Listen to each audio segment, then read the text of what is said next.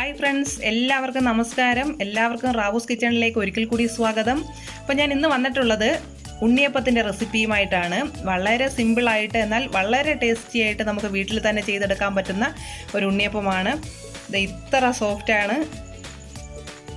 അപ്പോൾ നമുക്കിത് എങ്ങനെയാണ് ചെയ്യുന്നതെന്നും ഇതിനാവശ്യമായിട്ടുള്ള സാധനങ്ങൾ എന്തൊക്കെയാണെന്നും നോക്കാം.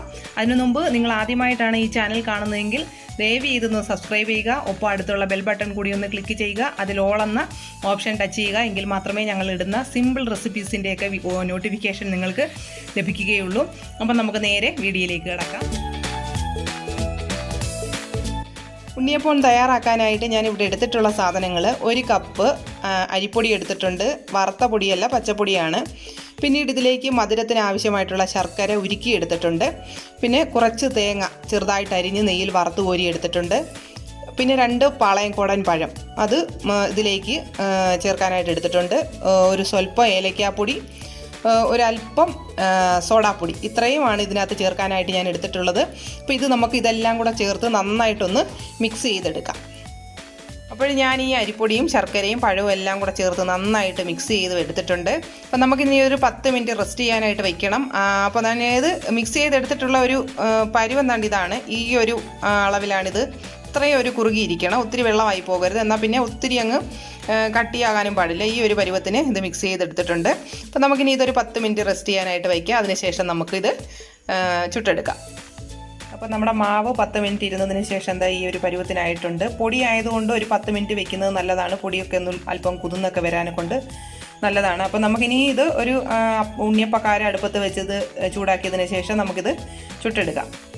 ഞാനൊരു ഉണ്ണിയപ്പക്കാര അടുപ്പത്ത് വെച്ച് എണ്ണ ഒഴിച്ചിട്ടുണ്ട്. എണ്ണ നന്നായിട്ട് ചൂടായി വന്നിട്ടുണ്ട്.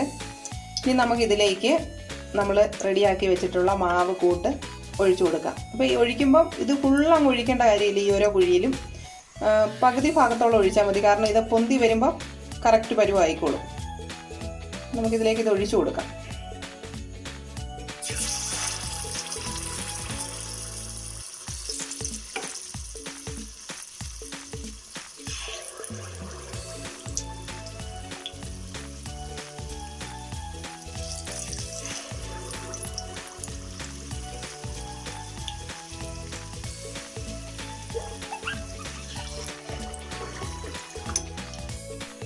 ഇത് നന്നായിട്ട് പാകമായിട്ടുണ്ട്. അപ്പോൾ നമുക്കിത് എണ്ണയിൽ നിന്ന് കോരാം.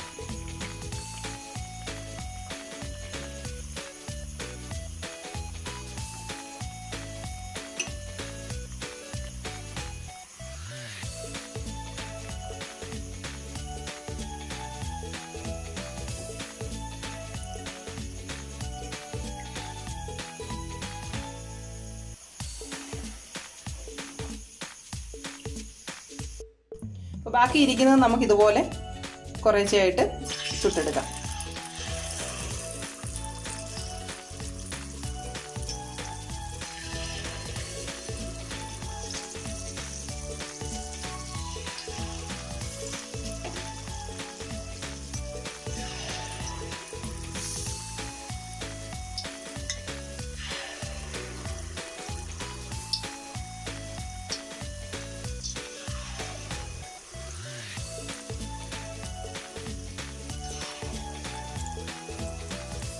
ഒരു മീഡിയം ഫ്ലെയിമിലിട്ട് വേണം നിങ്ങളിത് ചെയ്യാൻ, അല്ലെങ്കിൽ ഇത് എളുപ്പം അങ്ങ് കരിഞ്ഞു പോകും. അപ്പോൾ ഇതിൻ്റെ ഉള്ളൊന്നും അത്ര നന്നായിട്ട് വെന്ത് കിട്ടത്തില്ല.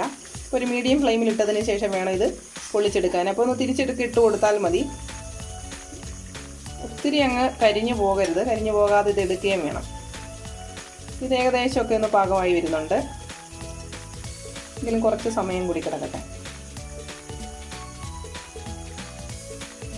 അപ്പം നമ്മുടെ ഉണ്ണിയപ്പം റെഡി ആയിട്ടുണ്ട്. വളരെ സിമ്പിളായിട്ട് എന്നാൽ വളരെ ടേസ്റ്റി ആയിട്ട് നമുക്ക് ചെയ്തെടുക്കാൻ പറ്റുന്ന ഒരു ഉണ്ണിയപ്പമാണ്. അപ്പോൾ നിങ്ങളെല്ലാവരും ട്രൈ ചെയ്ത് നോക്കണം. നെയ്യടയും തേങ്ങാക്കൊത്തും എല്ലാം കൂടെ ആകുമ്പോൾ ഒരു നല്ല അടിപൊളി ടേസ്റ്റാണ്.